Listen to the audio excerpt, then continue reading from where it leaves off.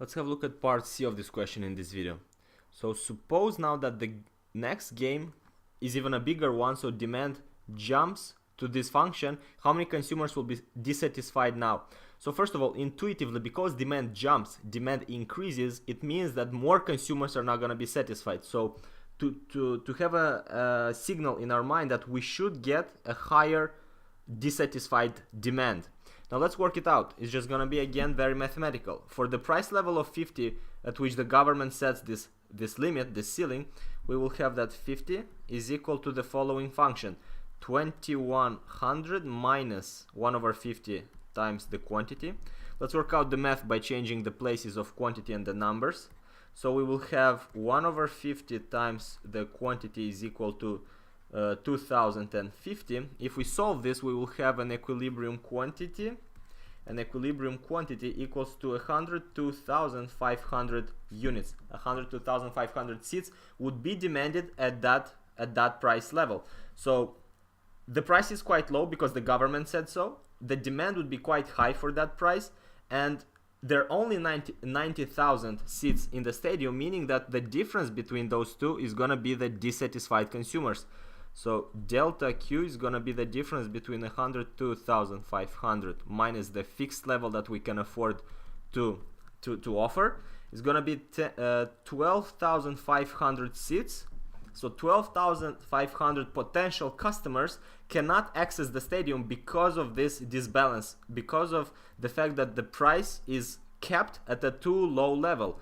It cannot satisfy the entire demand. But if the market would operate and let the price be the way it should be at $100, then in that case we would have the people who want to watch it at $50 are not gonna watch it at 100 because it'd be too expensive for them. And that's the whole idea of a market. The market is gonna filter who can buy stuff and who cannot buy stuff. That's why we have the price mechanism.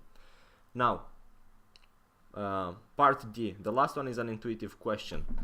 So in part D over here, how do the distortions of the price ceiling differ from the more typical case of upward sloping supply?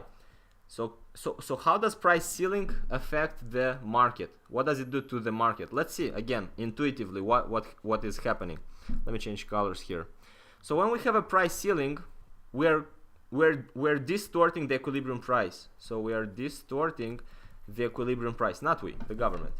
So distort the equilibrium price. When we distort the equilibrium price, when the equilibrium price is distorted, well, that means that some people are not paying as much as they are willing to. So because suppliers can only supply so much, when we have a different price, when we have a price ceiling, which is usually less than the equilibrium price, so if the price ceiling is less than the equilibrium price, then some consumers who would have paid the higher price cannot pay anymore. So in that case, some consumers are not going to be satisfied. And because the ceiling price is going to be lower, the quantity demanded is going to go up. So the quantity demanded for that product is going to go up. And given that we have a fixed level of supply, or let's say not a very flexible supply, producers cannot supply as much as they want because there's a limited resources of everything. So if quantity demanded increases and we cannot satisfy that, by definition means that we're going to have an excess demand. We're going to have customers who cannot buy what they want.